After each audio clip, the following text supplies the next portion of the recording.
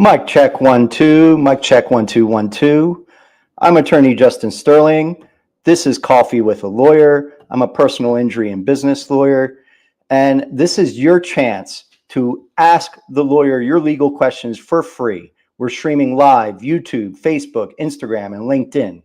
This is why I do what I do, to help people deal with legal issues, improve their lives, and make a meaningful difference. Please know there is no attorney-client relationship, no confidentiality here, because we are streaming. There are other participants. The information disclosed here could be discoverable in any legal matter. And so this is why that you should keep your questions general. This is only meant to provide general information and not specific legal advice. I encourage you to keep your questions general, not be specific. If you need to speak about specific details, it is best to schedule a confidential consultation with a lawyer. And today we have a special guest. I will do my best not to reveal any personal identifying information and refer to you only by first name. And so we have a special guest today, and I'd like to allow our guests to ask any legal question they may have. And also, if you're listening in online, please feel free to type in the chat. I'll try to get to any questions as soon as I can. Please, the floor is yours. Yeah, good morning. So I did have a question regarding defenders' liability, especially when it comes to ineffective assistance of counsel, including like failing to meet the client ever, or failing to obtain review discovery, failing to even explore like cross exams when it comes to challenging competency, where it seems there's been a massive increase in these competency challenges. I saw some statistics from RAM where I guess the percentages went up like 350% from approximately 2010 to 2015 regarding Department 95 in Los Angeles. And I believe across the board, it seems that, I don't know if it's kind of being used as a punishment or they're targeting certain types of people to do this to. But it seems the numbers have gone through the roof, and I was aware of even in like Ventura County, they went and doubled up the amount of beds in the entire facility right while WellPath was dealing with their bankruptcy. Well, thank you for sharing. There's a lot there. I took some notes. And so, yes, every attorney has a duty of competency, which means if they can't handle the matter, they are obligated to inform the client that they don't have the experience and know-how for their legal matter, and to refer them out or tell them to obtain another counsel. Or they have the obligation to uphold their competency, to do the necessary research and education to become competent in that area before they take a matter on. Now, as far as public defenders, there is a distinction between civil and criminal. In civil cases, you are not entitled to an attorney. Only in criminal cases are you entitled to get a defense attorney. And that's where the public defenders come into play. But if you are in the civil realm, and I don't know what type of case you're referring to, but if you're in the civil realm, you're not entitled to have an attorney. You have to go ahead and retain your own counsel. But yeah, competency means that you have the legal knowledge, the skill, and the thoroughness, and the preparation, and also the mental and the emotional stability to handle the case. And if you're not up to a competent level, then either you have a duty to associate with another attorney who is educated and experienced in that type of subject matter. I hope that answers your question, but competency is it is an issue with attorneys. The law is vast. There's many areas of law.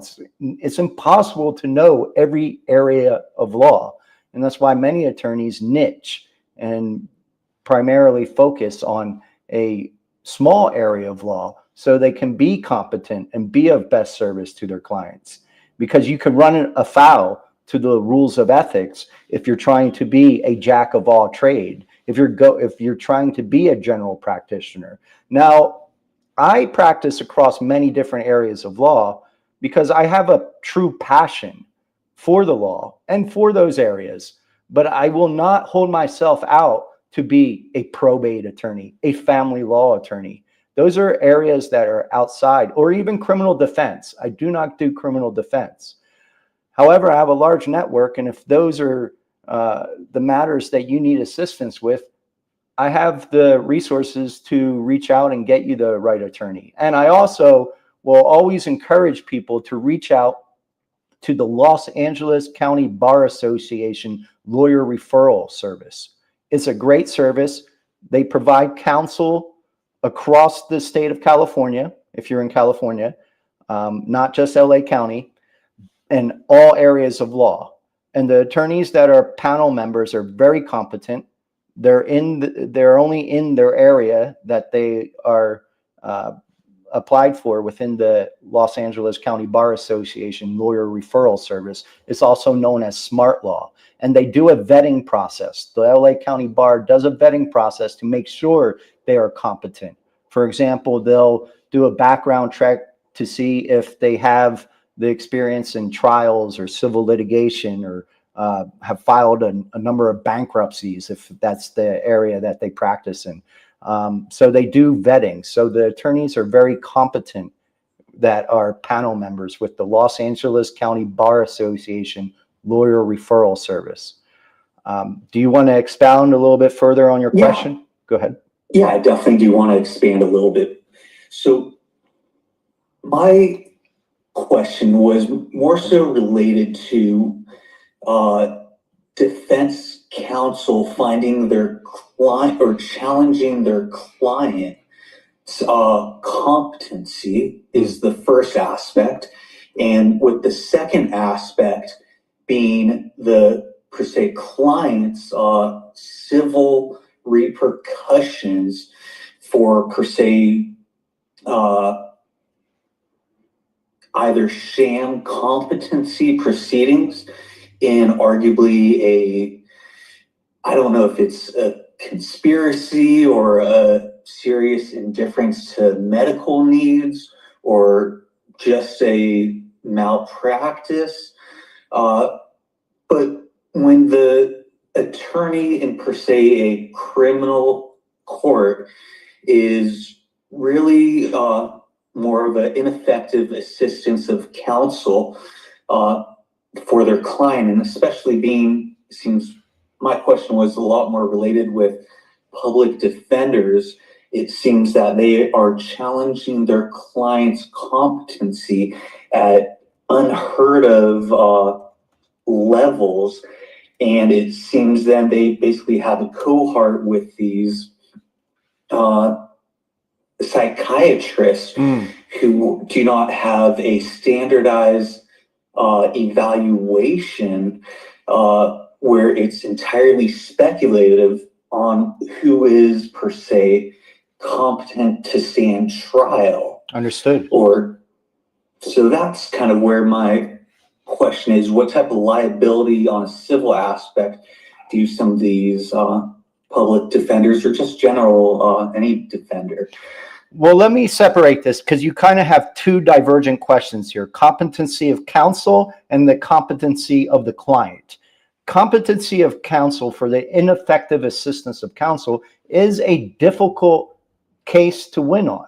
It's actually a malpractice claim that you can assert against the prior counsel, but you have to prove a case within a case. It's one of those type of situations where you have to prove, but for the ineffective assistance of counsel, the result would have been different. And I will also say, document everything. Client communications is paramount. I think you mentioned previously that they weren't communicating. And if you can show that there was a lack of client communication, or at the very least informing you of the substantial events in your case, that is malpractice. That's ineffective assistance of counsel.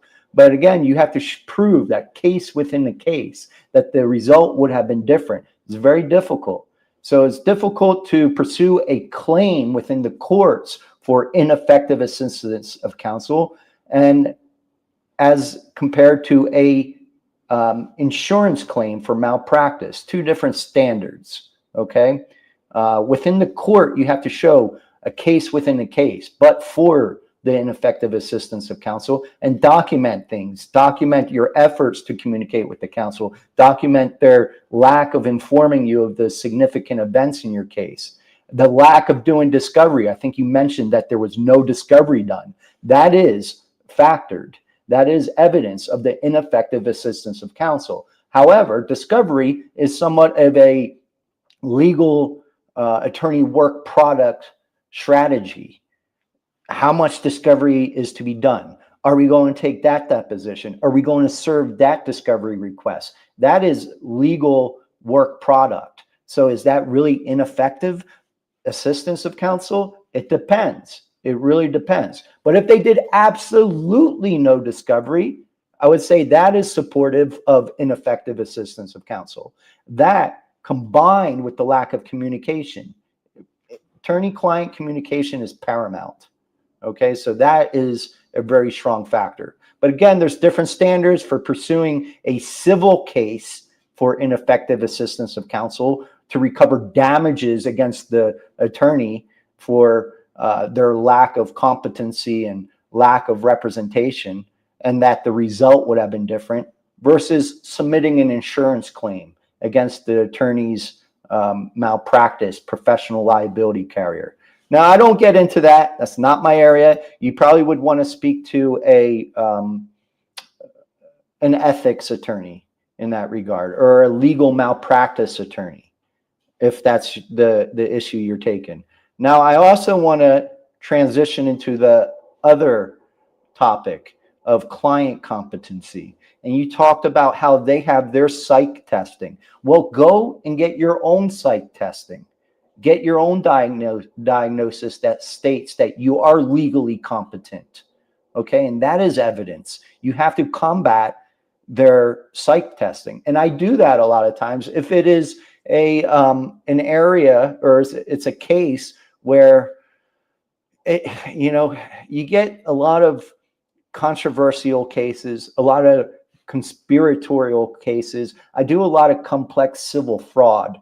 And you can imagine, you can go down the rabbit hole on certain situations. And sometimes the mental capacity of the client has to be investigated a little bit, because it's going to be an issue in the case, because they're going to attack the mental capacity of the client. I mean, that's a defense many times to these cases. Oh, the plaintiff is just a crazy plaintiff. And I have to show that they're not, that they are of sound mind, that this is legitimate claims, that they have a right to assert their legal rights. This is their right. This is their constitutional right to access the courts. But I need to be prepared to defend against, or to combat that defense, that they're not of sound mind. So I will have a psych test for myself. Maybe it will never be produced, because there is a lot of medical privacy, but I will need it sometimes just in my case file, so that I feel confident and secure that these are legitimate claims. Because as an attorney also, we cannot bring frivolous claims, and so sometimes we do have a duty to investigate a little bit into our client's mental capacity. But if you're being challenged by the opposing counsel in terms of your mental capacity to bring a case or enter a contract, or for whatever reason, I would not just accept their psych testing of you. I would get another psych test go retain a psychologist of your choosing and get it documented. Get a diagnosis of that you are a sound mind. Does that sound fair to you? Yeah, that definitely does. But I'm even curious on your thoughts. I mean, one of the aspects I'd mentioned was the lack of standardized testing, where I mean, I know you did touch on it regarding instead of going to, their guys that may paint a picture a certain way of doing your own. But more so, I guess, on a bigger picture of the current just makeup of the industry with not having a standardized testing, where, who's not to say this is not entirely just snake oil salesmen, where, I mean, for the current makeup of the DSM, I believe there's out of I think almost 200 mental illnesses or approximately 300 mental illnesses. There's approximately 24 of them. They say they have some type of biology or pathology or something scientifically replicatable way to determine for these 24, yes, you do have these, but that means for the other approximately 300 illnesses in the DSM, there's no biology, no pathology, nothing scientifically replicatable. And we could go back to some tests like the Rosenhan experiment, where it was, we cannot tell the sane from the insane, where I'm not sure if you're familiar, where Dr. I believe David Rosenhan presented himself at a psychiatric facility or hospital, and with some of his students all presenting to hear, I believe it was like tick tick or something, and he once admitted to the hospital, he immediately lost all signs and symptoms, and yet they kept him and they would not release him until he admitted he had a problem and that he was doing better.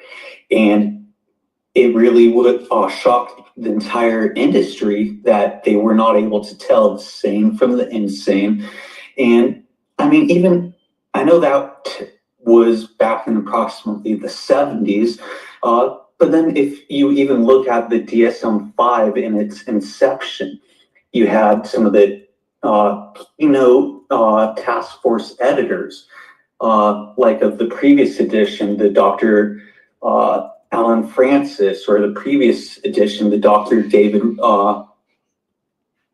Spitzers. And they were highly against the changes in the DSM and having a non-disclosure, as well as, I believe Dr. Alan Francis, basically, he even did a famous interview where he said it's it's bullshit or something like that.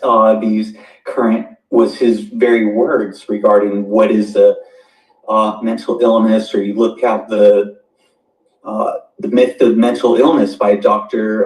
Thomas Cazaux, and it just seems it's accepted as it's used in the law in the American system, but it just does not have any validity. It seems is its biggest weakness, where even the National Institute of Mental Health, Dr. Thomas Insel, he famously said that the lack of validity is its biggest weakness regarding the DSM's release. So I'm just really concerned that they use this in our society. Understood. Well, again, let's separate from what court we're in. There are different rules for criminal matters and civil matters. There is, in criminal cases, the Minoltan rule, which is the majority rule across the country and also in California. And that's the ability to, whether the defendant knew or did not know the nature and quality of the act. Okay, so it's about whether they're considered to have a mental disease or defect that interfered with their ability to comprehend the nature of their act. Or there's also the irresistible impulse rule, which means they were unable to control their conduct. Okay, but this is within criminal cases.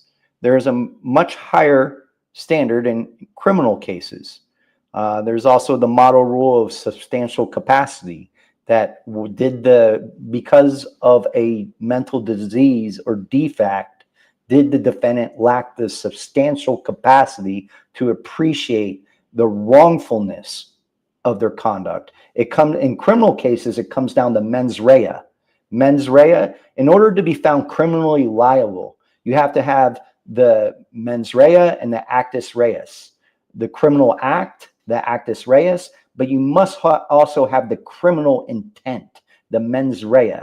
And if you're not capable of developing the mens rea, the criminal intent, then you cannot be found criminally liable. Now, civil is much different. You have a presumption, a very strong presumption of having mental capacity. So I don't know the specifics of the matter, but if you are in civil case, you should always assert that very strong presumption of having mental capacity. And a psychiatric diagnosis is not enough. That's not enough. There is a very strong presumption of having the mental capacity to access the courts and assert your rights in our society. Okay?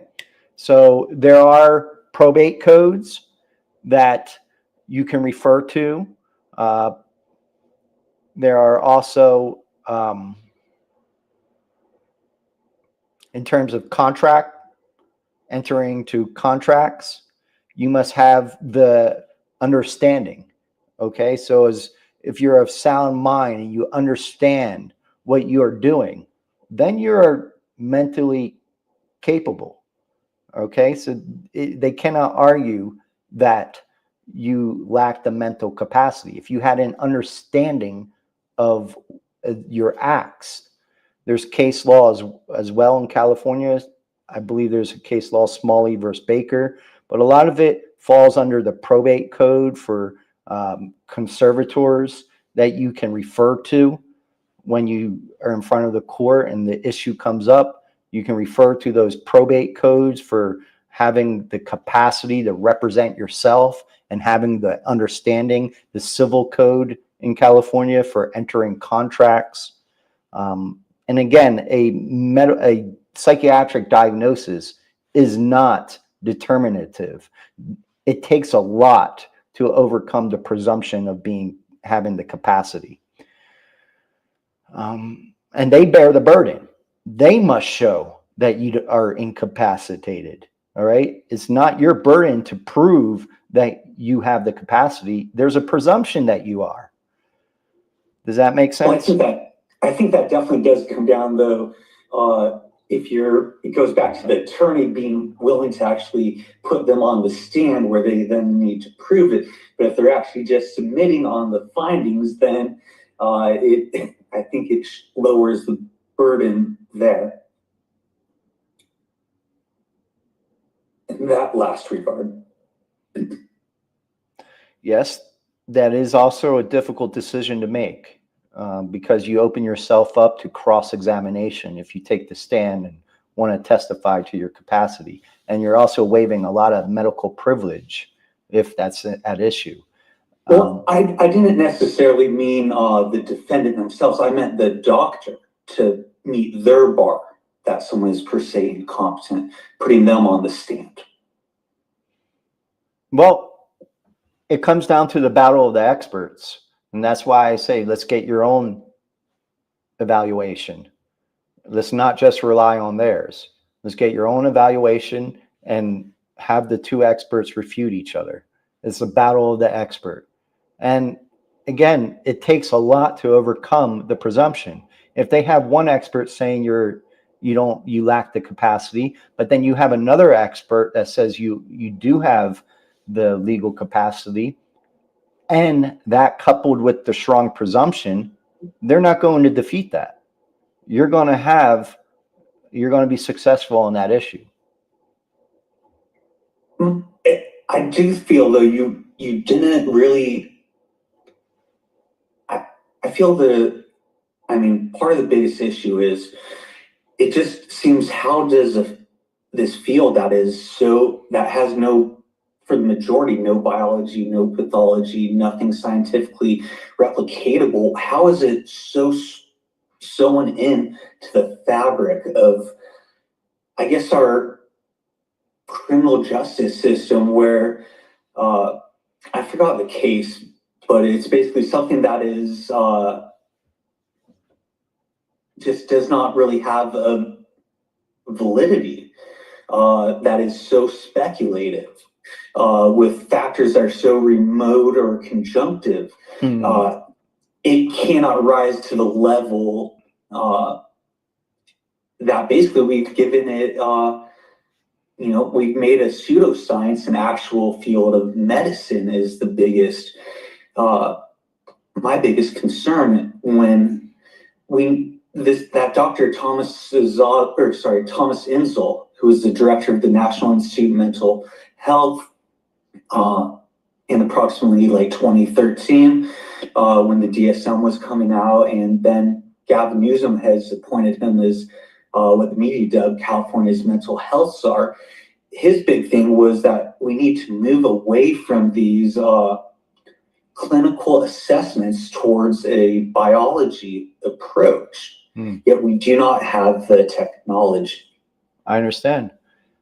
And that's when it comes down in the courts of law. That's when it comes down to the battle of the experts. And you can present an expert that will basically relay exactly what you just said. And they may have one test, but you can counter with another test and then explain that this is basically a pseudoscience, like you just said. And the advocate, the attorney, it's the attorney's job to bring to whoever is the decision maker or jury or judge, or even an arbitrator if you're outside of the court, to let them know that there is a strong presumption. And this is pseudoscience. And our law is not meant to allow a outside arbitrator, a doctor, determine someone's rights. Our courts are meant to be open for people to obtain justice. And I agree with you 100%. It's pseudoscience. There's many different tests. They keep adding to the diagnosis, and you can present that to the decision maker. Like, look, there's now over 300, 400 different types of diagnosis. But again, as the counsel, we have to refer back to the law. The law is a very strong presumption that you have the capacity to access the courts. And it takes a lot to overcome that in the civil justice system. And then criminal, I can't really speak to the criminal courts. I don't practice criminal law, but that is also a fascinating area. Look up the Monotone rule and the irresistible impulse rule. But the standards are different.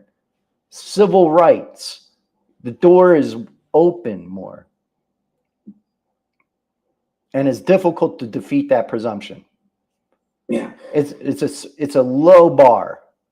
And, we want to present that to the decision maker. We actually use our hands and show them. It's the scales. This one is a low bar. It's going to take a lot of weight, a lot of evidence to show that this person lacked capacity. Because it's the scales of justice. Criminal matters, I can't really comment on, but refer to there's fascinating lines of cases, decisions regarding the Monotone rule, the irresistible impulse rule, the substantial capacity rule. The substantial capacity rule is the model, rule of the model penal code. They adopted that rule. The majority rule is the Monotone rule. It comes from the Monotone case. I don't know if Monotone was a doctor or if it was a defendant, and it's the case name. I can't really comment so much on criminal matters, but then there's also the irresistible impulse rule.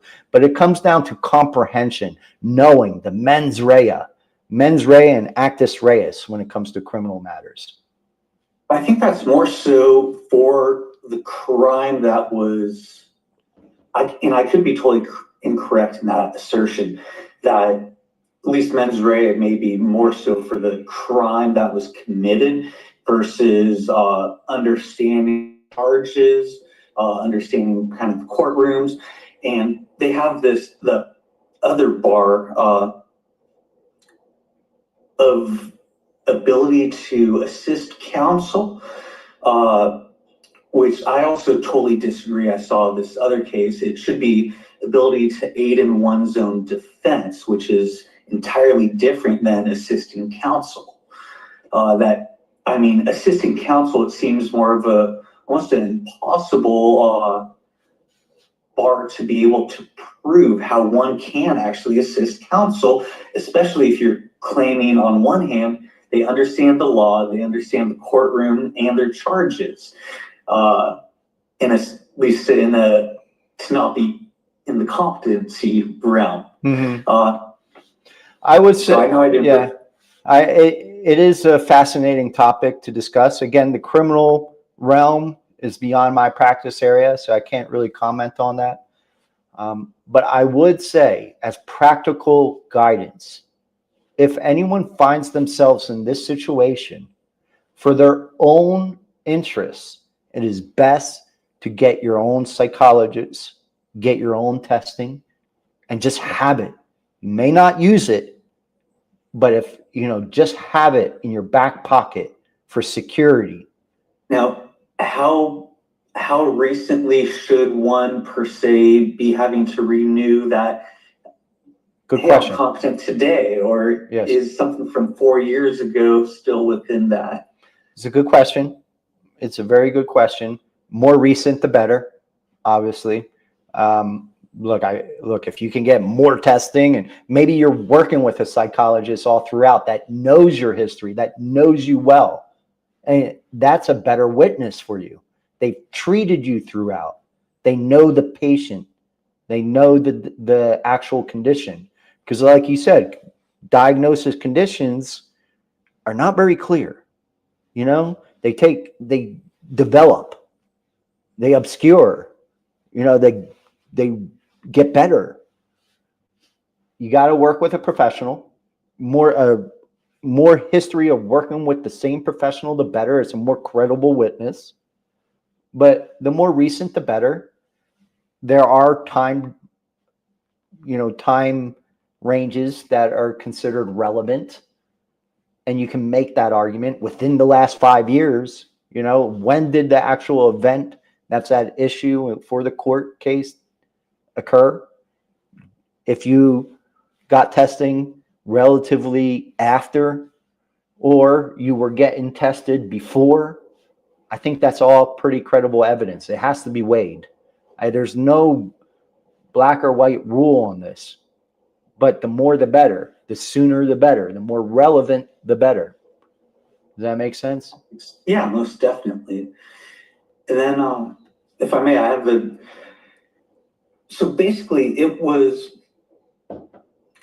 Well, let's not get into specifics. Right. I'm not trying to get into specifics, but I definitely do want to, and I'm also not too afraid of, I'm not going to say anything that's, I know I won't say anything incriminating, I'll say that much, but to be appointed as a pro se in a criminal case, there's a requirement that you are competent to represent yourself, is my understanding. And I guess I will say, it may be a little bit related to my case, but or 9 days later, per se, to be challenged as incompetent, and basically to have an attorney on the public defender in the court all of a sudden just step up and immediately challenge someone's competency without even having a one-on-one. Well, let me interrupt. I'll Yeah. interject, not to just to protect what is being disclosed here, and also to address certain points. And I will say this: practically speaking, the expression is within the legal industry, the legal practice is civil or criminal, you are your own worst attorney.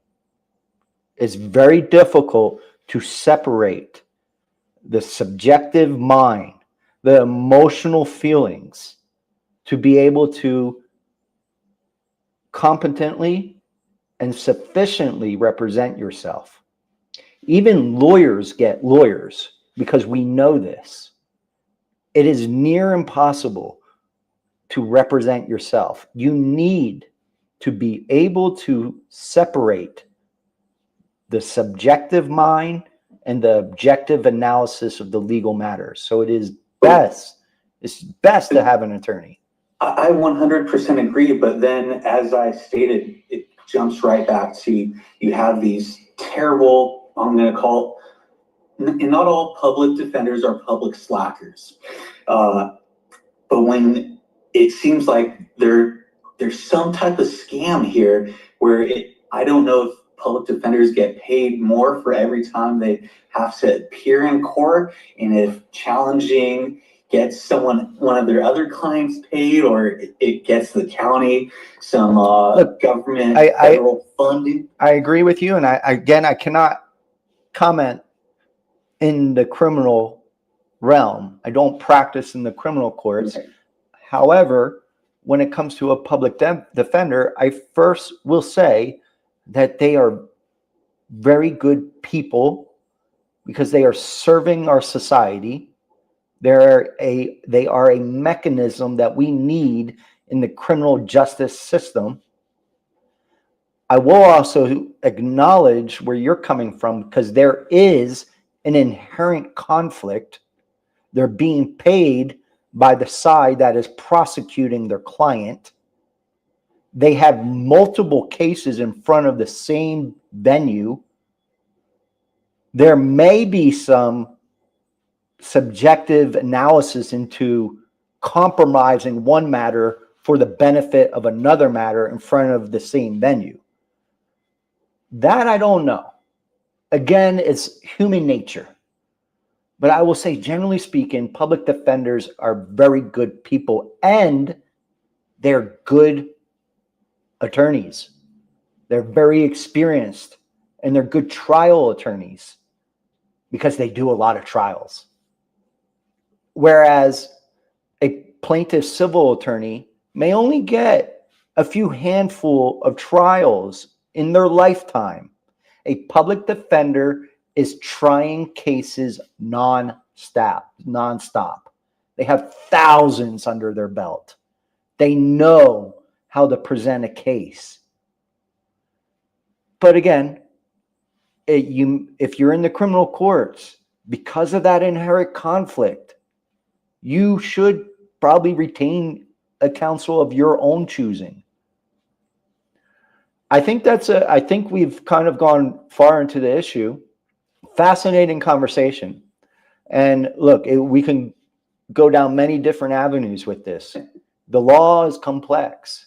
It's never ending. It evolves, it's growing. It goes backwards, it goes forward. More things will be revealed. And that's why I encourage you to keep signing in. I really appreciate the conversation. Yeah. Can I actually ask one last question on this kind of subject matter? Okay. Is regarding per se a First Amendment right, like the free exercise clause for religious beliefs. Mm-hmm. Like, should a Jehovah's Witness be forced for a blood transfusion, or a Jewish individual be forced to eat pork? should per se even a Scientologist be forced psychiatric medication that is against their will when they're saying they're not competent? I have seen some case law that is kind of opening up a little potential, but it seems the state has an interest in restoring their competency to have a trial. And I apologize again, I know this is a criminal matter, essentially. Well, actually, this is a constitutional law matter. Okay, perfect. Freedom of religion. It is your First Amendment, freedom of expression, freedom of religion, freedom of speech. It all falls under that First Amendment. And the First Amendment is very powerful. But you're right. It's not absolute. There are competing interests, competing state interests. So you have to balance those interests. This would be a topic that to present with a constitutional law attorney. Many times criminal defense they cross with constitutional law, freedom of expression, freedom of religion. The freedom of religion is a very strong right, but there are very strong state interests as well that you mentioned. So it's a balancing act. And each case falls on its own facts. I would speak with a constitutional law attorney if you could regarding that, because it's an invasion of your freedom of religion if it's in fact part of your religion to not take medicine or not get certain treatment. And you have to balance that against the state interest for the protection of the public. That's really the main state's objective, is protecting the public. And that's, some really good questions there again. And someone posted in the chat regarding, again, a constitutional law matter or constitutional right matter, First Amendment, freedom of speech. But look, if you're talking about dangerous weapons, there is a very strong interest in protecting the public from violence. So there was a question in the chat. But again, guys, we do like to keep these meetings relatively short. I can encourage you guys to keep signing on every Monday, 9 a.m. Fascinating conversations. I really appreciate it. I want to say thank you. If you guys got any insight or help from this discussion, although you're not required to, I would be deeply honored and grateful if you could leave a positive review on my Google profile. And I think you already have in the past, and I'm truly grateful. I acknowledge that, and I want to thank you very much. And I just want to say, keep signing back in. We can evolve. This can be your source of discourse and progress in your legal matters, because legal matters are significant. They take priority. You cannot neglect them. That's why we're here Monday morning, 9 a.m., first thing in the week, so you can attack those critical activities that you need to get done in your legal situation for the week ahead. And then you can come back here. We can discuss your progress, your wins, your successes on your legal issue, what you need to continue to do, and what you can do better. This is a great place to stay accountable. Okay? I want to say take care, take action. More will be revealed. To be continued. Thank you very much, Mr. Sterling. Really appreciate your time. Well, I appreciate you.